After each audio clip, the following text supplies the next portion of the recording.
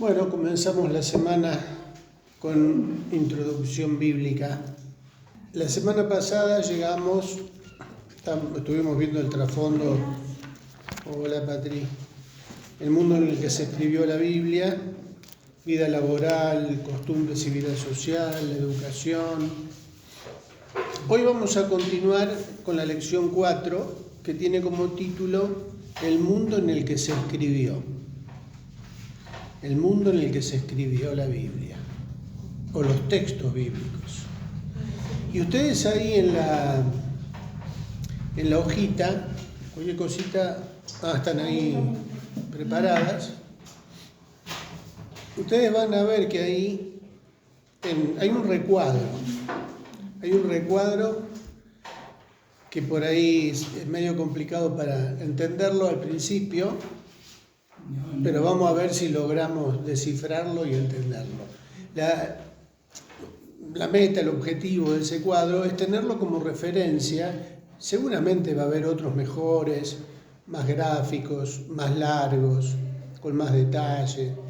Pero este por lo menos es para que nos ubiquemos en las civilizaciones que hubo en la historia. Ahí en el margen derecho superior dice las civilizaciones mundiales y la Biblia, ¿no? Sí. Algunas de las civilizaciones mejor conocidas vistas en relación al periodo abarcado por la Biblia. Y si ustedes prestan atención, arriba, vieron que dice Biblia, arriba en el recuadro, ¿no? Y después, a la izquierda, hay un recuadrito que dice 3000 a.C. Y hay una rayita horizontal que cruza sobre unas barras blancas. ¿Vamos bien hasta ahí? Sí. ¿Qué son esas barras blancas? Bueno, ¿están indicando el tiempo? Están indicando el tiempo o el periodo de tiempo en el que, se escribieron los textos bíblicos desde el Antiguo Testamento hasta el Nuevo, pero también vamos a ir cruzando civilizaciones. Entonces, ahí en el 3000 a.C., ¿qué civilización cruza? ¿Vieron la liñita negra esa? Uh-huh. Cruza de izquierda a derecha. Egipcia, Imperio Antiguo y Sumeria. Bien. O sea que en el 3000 a.C. estaban los egipcios, los sumerios. ¿Se acuerdan que en algún momento hablamos de la escritura? ¿Cuál es la escritura más antigua? Bueno, o quiénes inventaron la escritura. Creo que en alguna de las clases surgió esa pregunta. Bueno, ahí aparecen los sumerios.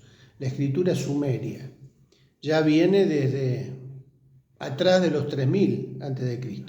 ¿Vieron la liñita ahí? Si seguimos avanzando, si pasamos por el 2500, o sea, entre el 3000 y el cuadrito del 2000, ¿qué barras blancas cruzan la línea negra?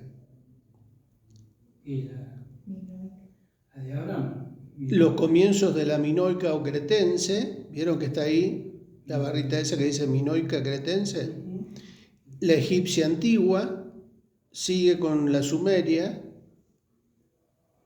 y habla de la indostanesa. Y también, todavía no arrancó, pero ya ahí, cuando hablamos de las dinastías, la última barra, ¿a qué civilización nos referimos?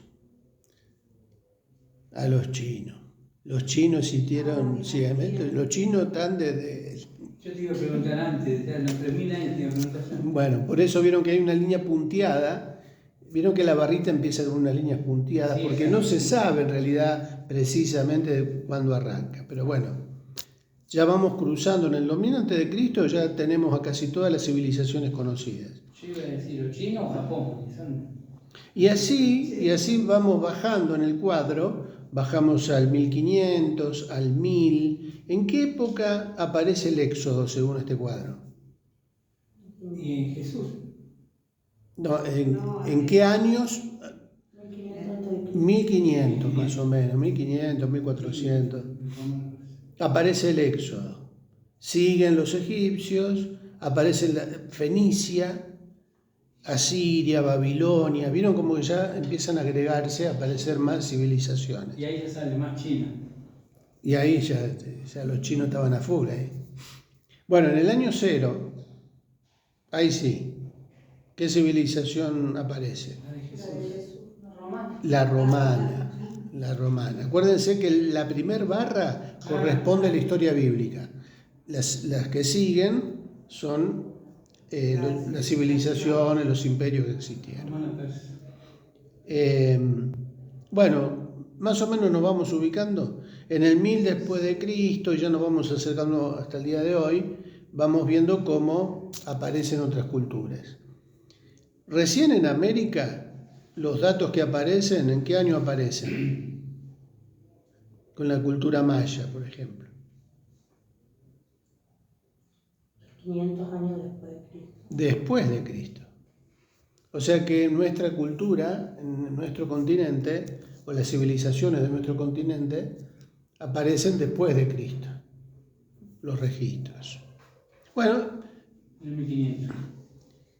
esa es la idea de este cuadro, que tengamos un panorama más o menos de lo que es la historia para saber ubicar los relatos de la Biblia, en qué años sucedieron. En la escuela, vamos a hacer memoria. Escuela primaria, secundaria. ¿Escucharon hablar de los periodos que están ahí abajo? ¿Vieron el recuadrito que está abajo? Neolítico, calcolítico, edad de bronce temprana, No, yo no. edad de hierro. En la primaria no, por lo menos en la mía. ¿La primaria? No. Bueno, Secundario y No, secundario no tengo. algunos. Estamos perdidos. No, no te pregunto. Aguada le puede preguntar. Es que ahora ya directamente enseñan el paleolítico, edad media, antigua, moderna, contemporánea. Sí, pero ahora saben más de los periodos cretácicos, No. de la época de los dinosaurios. Los chicos saben más de eso por las películas que por la historia. Pero bueno, también en ese recuadro tenemos en el margen izquierdo el período histórico arqueológico, porque esos nombres tienen más que ver con la arqueología, con los periodos de los descubrimientos arqueológicos, cómo se databan, cómo se datan, se siguen trabajando en la actualidad, ¿no? Y cómo se fechan. Entonces tenemos a la izquierda los diferentes periodos y a la derecha los años. O sea, el neolítico va desde el 8300 al 4500 antes de Cristo. Y así con los que siguen. Si nosotros, bueno, vamos a tener una tarea. En la Biblia encontramos la historia de Moisés. ¿En qué periodo de la historia, según este recuadro, existió Moisés? Ah, el que tenemos acá. Si a Moisés en el recuadro de arriba, por ejemplo el Éxodo, lo tenemos en el 1500. De bronce tardía, 1550, 500. Bronce tardía. ¿Se van dando cuenta cómo ubicarse según estos recuadros? O sea, simplemente esto es una guía, es una ayuda para que nos ubiquemos en qué momento de la historia aparecen los relatos bíblicos. ¿Los egipcios existieron? Sí. Claro que sí. ¿En qué época? Bueno, acá lo tenemos. ¿Queremos ubicarlo en la Biblia? Bueno, el Éxodo, si aparece en este año, corresponde a este periodo. Y así con todas las historias. Repito, tiene que ver con una ubicación en el tiempo. También nos podemos ubicar con la fotocopia anterior que nos habías dado. También. Dice que dice Job 2000, Claro, vieron. 1400, 1440. Claro. Ahí tenemos, en esos recuadros del orden cronológico de los libros, en qué momento se escribieron, ¿no? En qué periodo de la historia se escribieron. A continuación de estos dos recuadros, ¿qué tenemos? Civilizaciones más antiguas y poderosas, dice el texto, habitaban la tierra. Egipto, Babilonia, Fenicia, eran verdaderas potencias mundiales que no solo ostentaban el poder militar, sino que ejercían una fuerte influencia cultural y espiritual.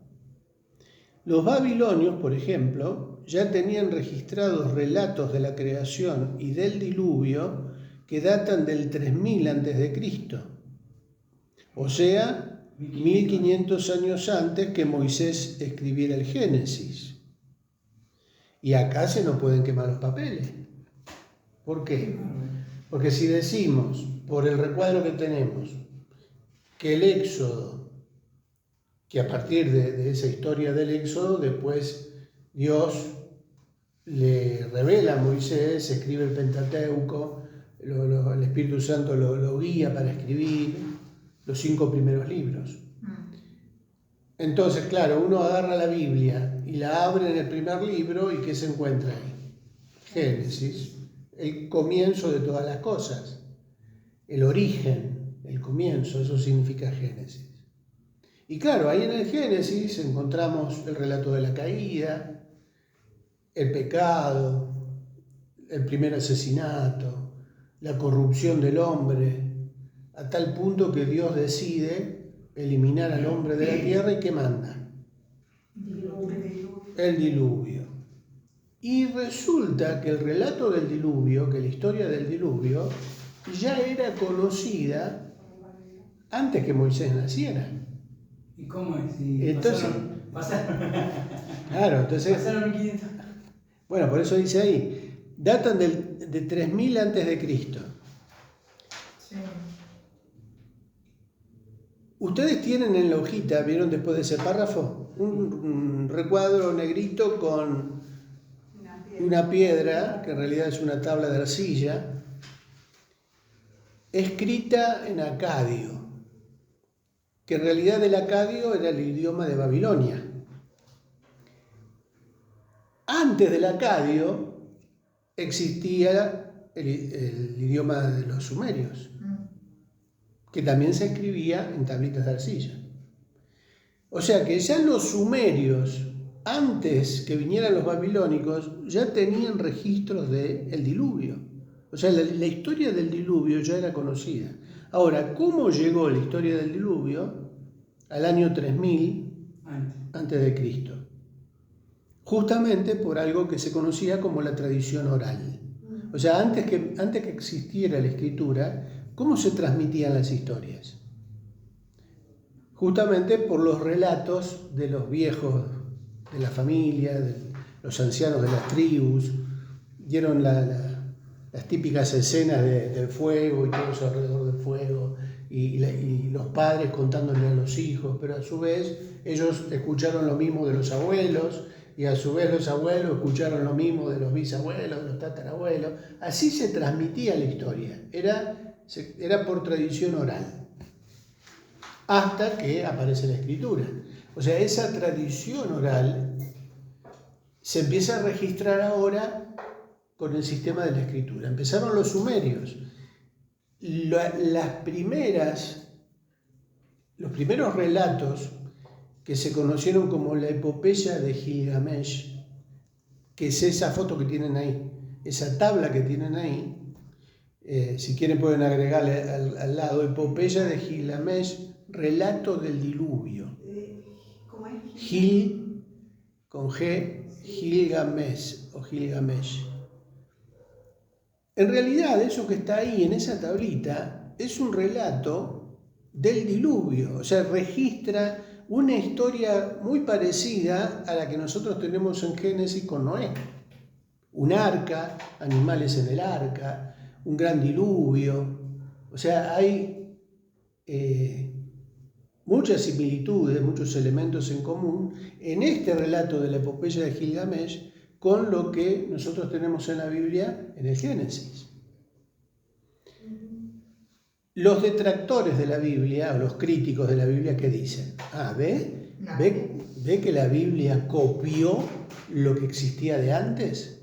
No se asusten si escuchan este tipo de argumentos, porque a veces se escucha. Pero en realidad sería al revés, porque ¿qué es lo que hace la Biblia? Dios inspiró a Moisés. Autentificarlo. Dios fue el que organizó todo eso para que Noé construyera el arca. No había en esa época del diluvio historiadores, no había nadie que escribiera porque todavía no existía la escritura. O sea, y aparte los que quedaron de testigos, ¿quiénes fueron? Noé y su familia, porque el resto todo murió. Entonces, ¿cómo permaneció esa historia? Por tradición oral, claro, por tradición oral. Entonces, tenemos que imaginarnos una línea de tiempo para ubicar, primero, ese relato que fue una historia, no fue un mito, no fue una epopeya mítica. Suena cuando, inclusive, si ustedes la quieren leer, en internet está, o sea, se puede leer la epopeya de Gilgamesh y es como una ficción, como una película de ficción. Inclusive hay elementos, yo le decía a Guada recién que estaba releyendo esa epopeya, y hay elementos que uno los ve en las películas, ¿vieron las películas de Egipto, esas películas antiguas? El Rey Escorpión. ¿Vieron el Rey Escorpión? Que era una especie de mezcla de humano con escorpión. Bueno, resulta que aparecen los guardianes de las entradas a esas zonas sagradas que eran escorpiones. ¿Mitad cuerpo y mitad escorpión? Sí, dicen que no dice eso, pero dice que eran escorpiones que guardaban las entradas, ¿no? Claro, yo digo, mira, no inventaron nada estos de Hollywood, lo sacaron de la historia. Y justamente, bueno, ahí aparecen dentro de ese relato, de esa epopeya, que es una aventura de un rey que va a buscar la inmortalidad, y ahí él sabía que había alguien que era inmortal, y quién era el Noé de la Biblia, pero con otro nombre, tenía un nombre distinto. Y ahí aparece, bueno, todos los detalles de esa aventura, pero aparece justamente la construcción del arca, el diluvio, bueno, lo que cuenta Noé, lo que cuenta Génesis. Pero repito, estamos hablando de 2000, 3000 años antes de que Moisés escribiera el Génesis. ¿Dónde aprendió Moisés? ¿Dónde se educó Moisés? En Egipto. Egipto tenía información. Claro, por los años. Conocía la historia también por tradición oral, pero también ya ahí había escritura. Ya los sumerios ya habían escrito. Estos primeros poemas de la epopeya de Gilgamesh se registró en sumerio. Y después, los que continuaron el trabajo de la epopeya de Gilgamesh fueron los babilonios, ya en idioma acadio. Eso que ustedes tienen en la imagen ahí en la hojita es en idioma acadio, o sea, es una versión más nueva que la versión sumeria. Claro, pero igual sigue la pregunta, ¿cómo sabían los babilonios que existió Noé y todavía Moisés no había nacido? Bueno, Moisés también en su educación conoció la epopeya de Gilgamesh, pero en el desierto, cuando Dios le habla, le da la versión real de la historia, porque la epopeya de Gilgamesh fue tradición oral, fue deformada. ¿Vieron el teléfono del compuesto? Sí. Bueno, se agregan cosas, se quitan cosas, aparecen otros nombres, otros personajes, pero el fondo de la historia sigue siendo el mismo. ¿Quién fue en realidad el testigo presencial de todo eso? Dios. Y Dios le inspira a Moisés el texto sagrado.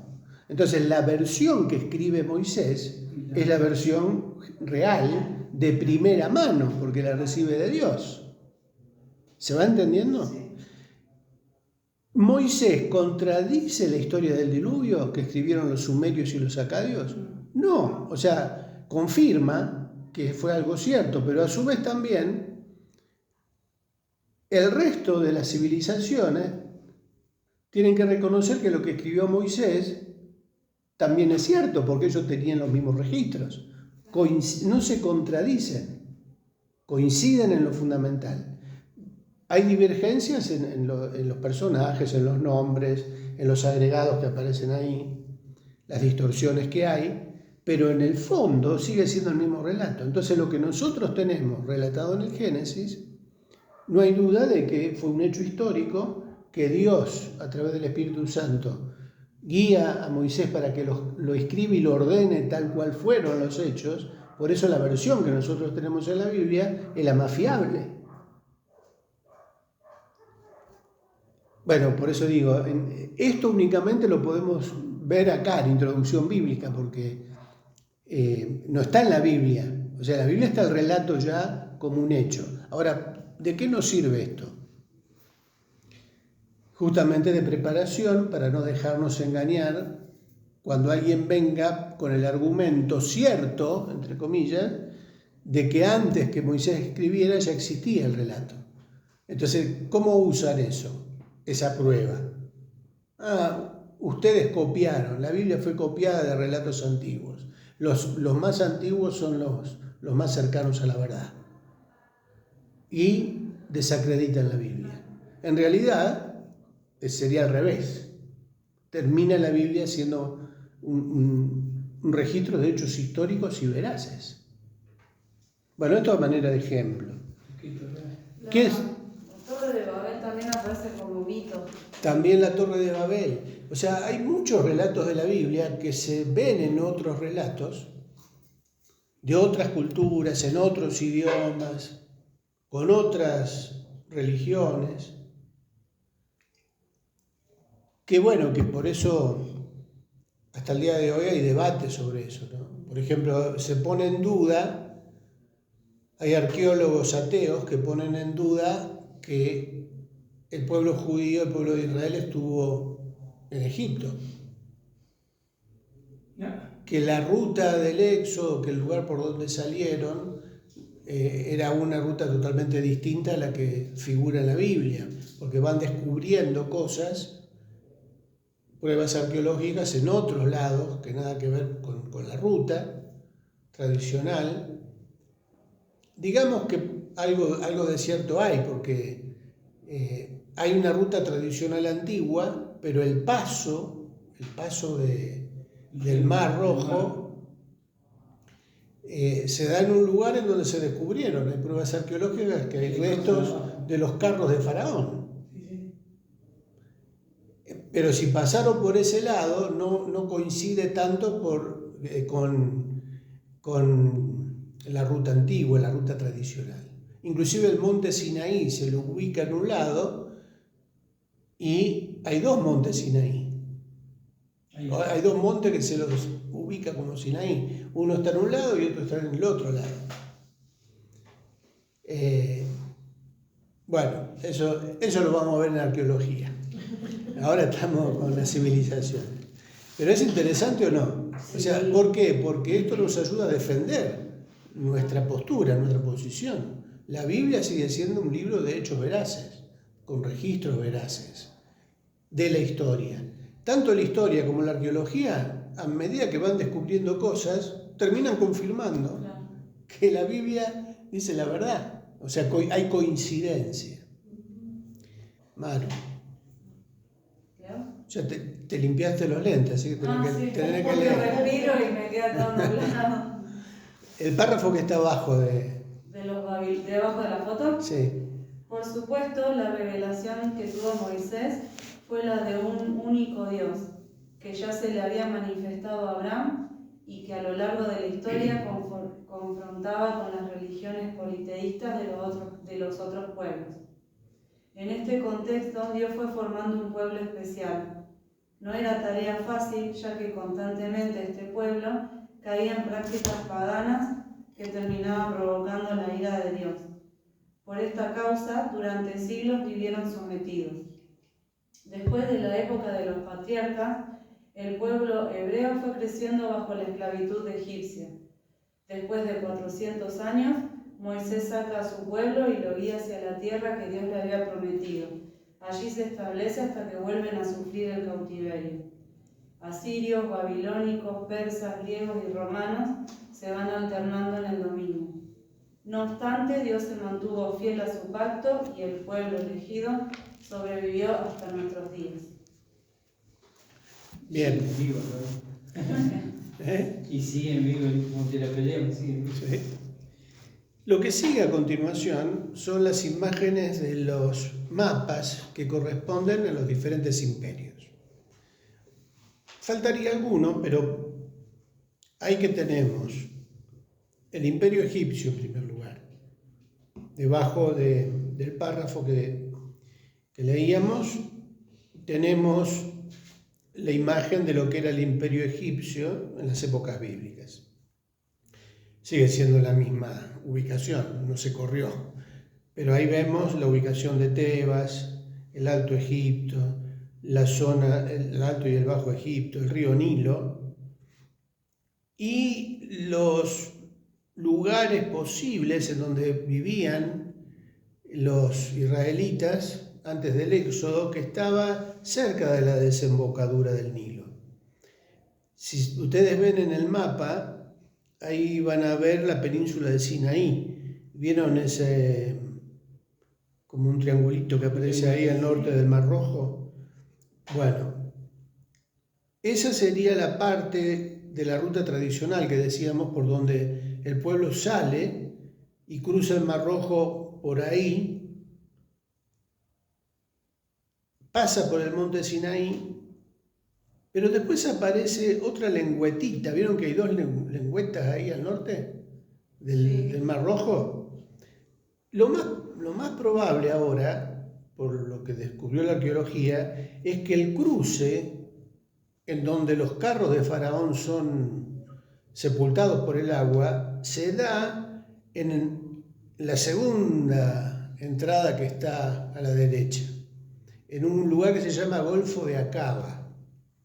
Porque justamente en ese lugar se dan unas formaciones subacuáticas que justamente cuando soplaba el viento, vieron que en la Biblia se cuenta que sopló un fuerte viento recio oriental y el mar se abrió. En realidad, justamente lo que pasa es que aparece tierra seca y a los costados queda el agua. Dice como muro, y que por ahí en seco pasa el pueblo, y después ¿qué pasó? Cesó el viento y las aguas volvieron a cubrir todo. Eso es lo que nos relata la Biblia. Bueno, en ese Golfo de Acaba, en el Mar Rojo, se descubren los restos de los carros del faraón, de las ruedas, de los ejes, hasta huesos de animales, de seres humanos. O sea, es como que termina la arqueología descubriendo y confirmando la historia, descubriendo el lugar, y del otro lado aparece otro monte Sinaí, que no es el que está en el medio de la península, sino que es en donde Moisés recibe las tablas de la ley, y ahí es donde todavía hay debate. ¿Es este? ¿No es este? Eso está en Arabia. Y Pablo, es interesante que Pablo habla del monte Sinaí que estaba en Arabia, refiriéndose a este lado del Sinaí, no al otro de la ruta tradicional. Entonces, ¿cuántos montes Sinaí hay? Viste, la Biblia se contradice. No se contradice. Lo que pasa es que hay información que después los historiadores y los científicos iban armando, hasta el día de hoy, decía, hay debates dentro de la arqueología moderna de por dónde cruzaron, cuál fue el lugar más probable por el que cruzaron. Pero eso bueno, no de menos. El hecho es que la historia dice que cruzaron. Y en la Biblia está registrado y hay pruebas en esos lugares de que pasaron por ahí. Porque quedaron los carros.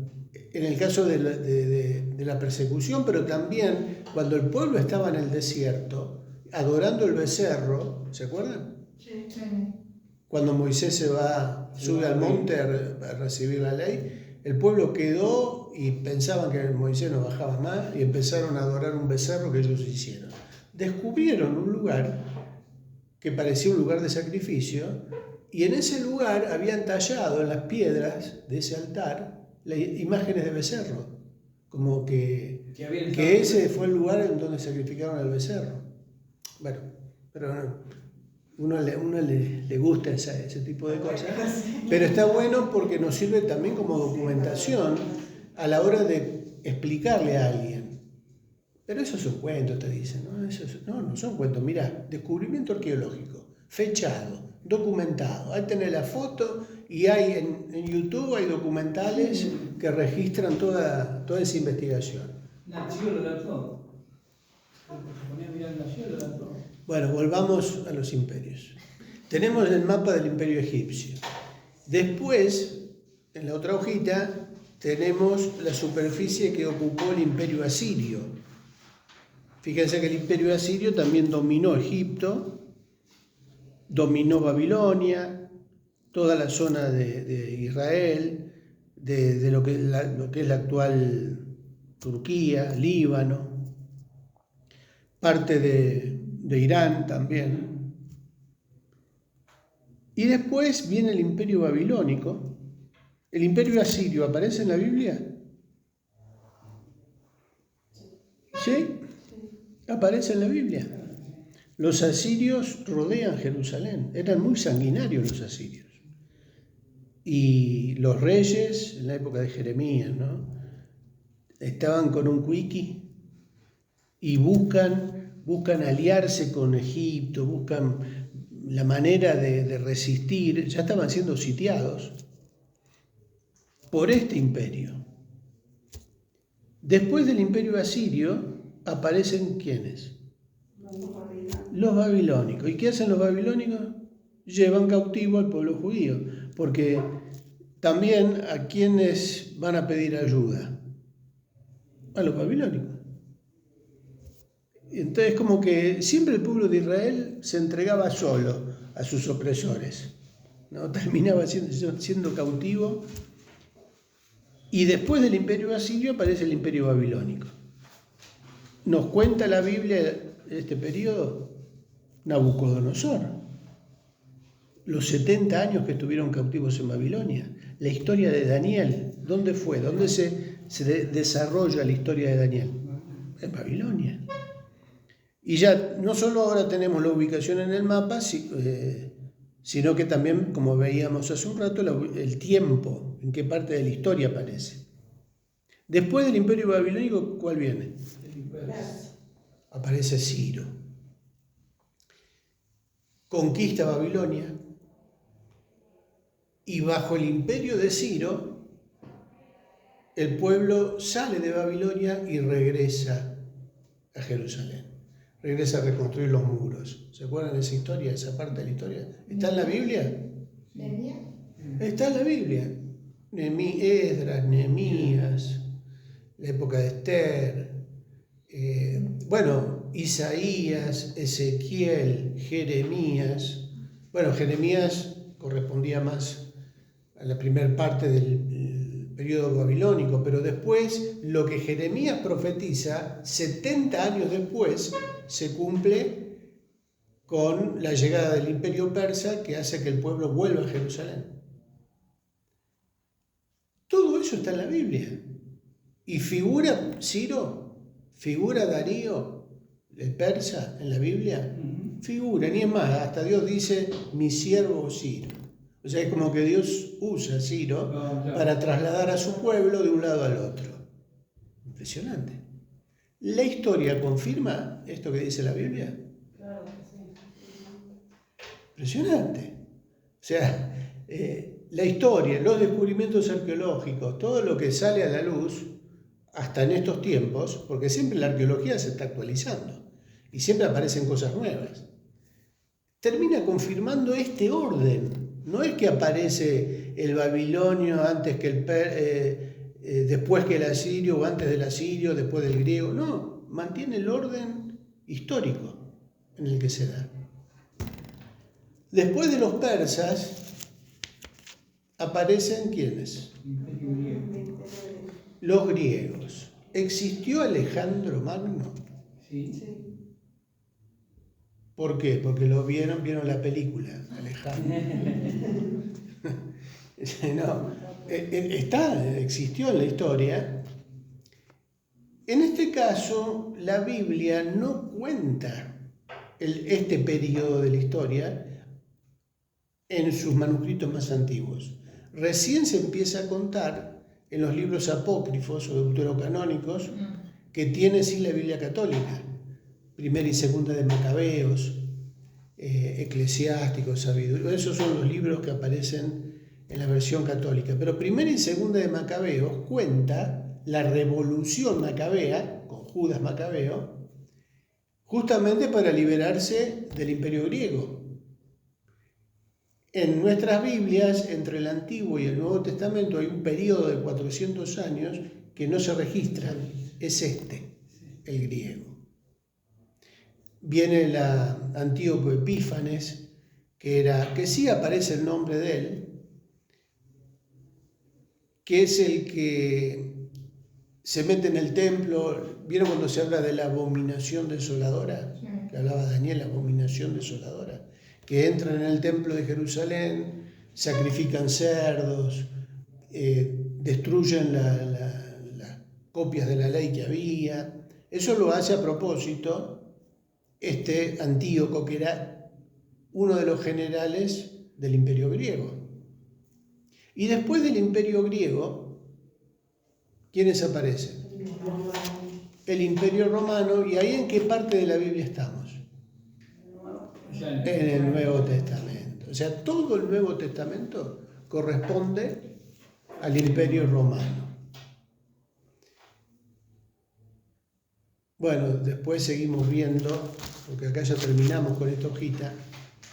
Igual por ahí, si lo comparas con la estatua de Daniel, también hay algunas características de estos pueblos.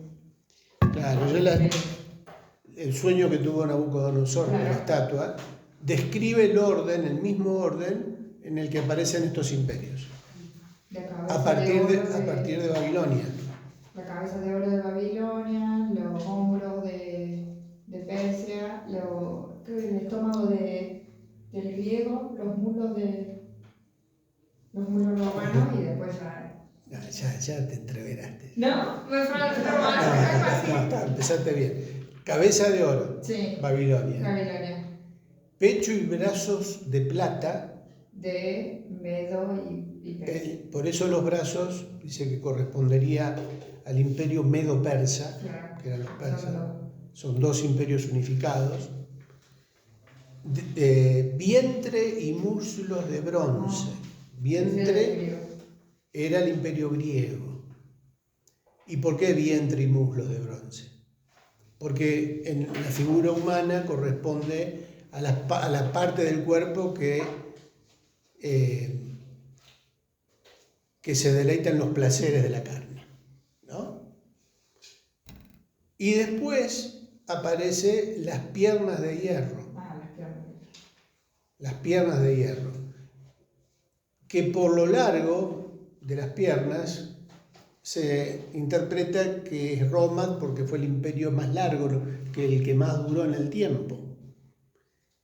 Pero termina con los pies.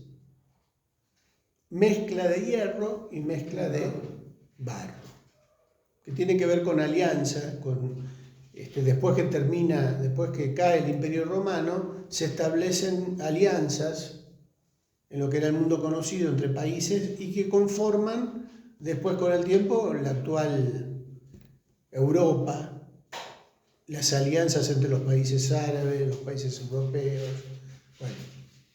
lo que es hoy la Comunidad Económica Europea. Bueno, toda esa historia tiene que ver con la visión el sueño que tuvo Nabucodonosor, que interpreta Daniel. Coincide también, o sea, el orden sigue siendo el mismo.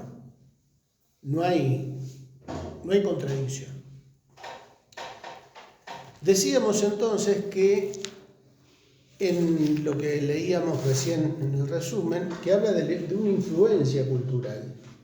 Las civilizaciones más antiguas y poderosas habitaban la tierra, ahí está, sino que ejercían una fuerte influencia cultural y espiritual. Esto es importante también porque todos estos imperios, con su cultura y con su religión, ejercían una fuerte influencia sobre el pueblo de Dios. Y nosotros vamos a ver en toda la historia bíblica que el pueblo de Dios siempre estuvo expuesto a las tentaciones del mundo pagano. Vieron que siempre se mezclaban con otros dioses, adoraban otros dioses, le quemaban incienso a otros dioses. Dios se pone celoso y se enoja contra su pueblo. Y bueno, y toda la historia de la Biblia es eso. Ahora en el Nuevo Testamento, fíjense que la influencia greco-romana con la filosofía, con la cultura politeísta, tenían muchos dioses, también ejerce influencia sobre la Iglesia en el Nuevo Testamento. Cuando estudiamos las cartas de Apocalipsis, el Señor hablando, dando mensajes a cada iglesia, ¿no? Yo conozco tus obras. Y el Señor le dice, mirá, yo sé que ahí tolerás a esa Jezabel, le dice a una iglesia, ¿no? O a los que practican la doctrina de Balaam. ¿Qué era eso? Esto, la influencia cultural que ejercían esos poderes imperiales.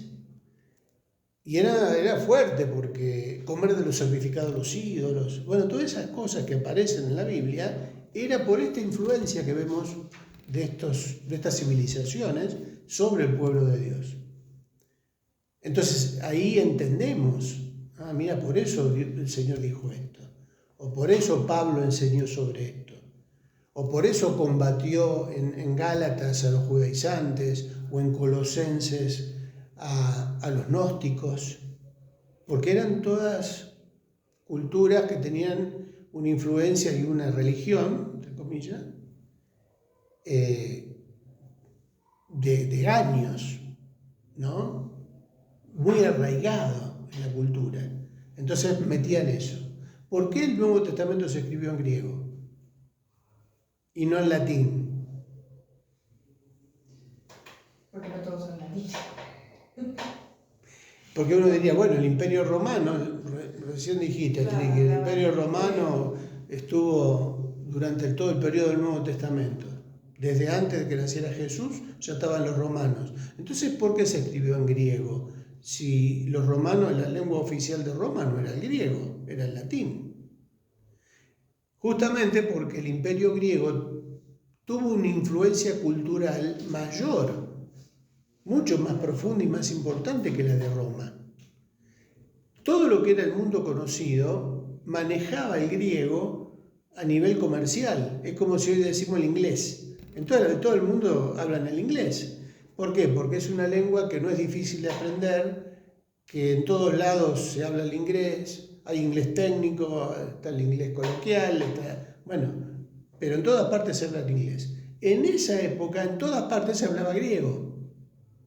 Entonces, toda la historia del Nuevo Testamento podía llegar a cualquier parte del imperio y en cualquier parte del imperio se podía leer porque todos sabían griego. O sea, Dios tenía preparado hasta esos detalles. Por eso el Espíritu Santo inspiró el texto bíblico del Nuevo Testamento en griego. De ahí la importancia de documentarnos desde el idioma original para saber el significado de las palabras de la Biblia. Bien. Más o menos entendimos bastante. nos vamos dando cuenta de la importancia, en este caso, de las culturas, de las civilizaciones, del origen de los idiomas, de cómo se escribió la historia. Y justamente vemos que ayuda a fortalecer y a afirmar la fe, no a confundirla. Algunos esta información la van a manipular para sacar otro provecho. Pero si nosotros conocemos la historia y vemos cómo se fue dando, nos termina confirmando que la Biblia es la palabra de Dios. Bueno, seguimos la semana que viene, el Señor lo permite, ya con algo de lo que estuvimos hablando hoy. Revelación, inspiración y iluminación. ¿La Biblia fue inspirada por Dios? Por el Espíritu Santo de Dios. Pero vamos a ver si revelación, inspiración, iluminación es lo mismo, o son cosas distintas. Esa va a estar interesante también. No se pierdan el próximo capítulo. Julio. ¿Cómo te va, Julio?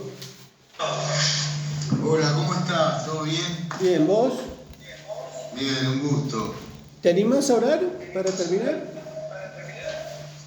¿A cómo? Perdón, no escuché. Si te animás a orar, a hacer una oración para terminar. Sí, cómo no. Bueno, te escuchamos. Bueno, Señor, te damos gracias en este día, Padre, en este día más de vida que nos has regalado, Señor. Te doy gracias por esta conexión con mis hermanos de Córdoba que pude retomar. Gracias porque me ayuda, me edifica. Aleluya. Y bueno, te pido que bendigas a cada uno de mis hermanos, sus familias.